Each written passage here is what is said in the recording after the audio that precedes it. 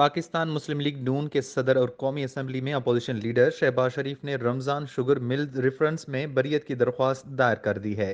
لاہور کی احتساب عدالت میں منی لانڈرنگ، آشیانہ اقبال اور رمضان شوگر ملز ریفرنس پر سماعت ہوئی۔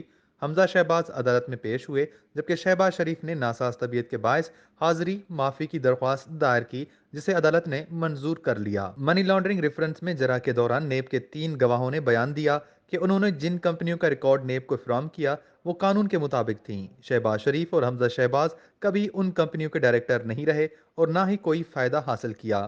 رمضان شوگر ملز ریفرنس میں شہباز شریف نے بریت کی درخواست دائر کی ہے، جس میں کہا گیا کہ رمضان شوگر ملز ریفرنس سے تعلق ہے، نہ ہی کوئی کرپشن کی ہے۔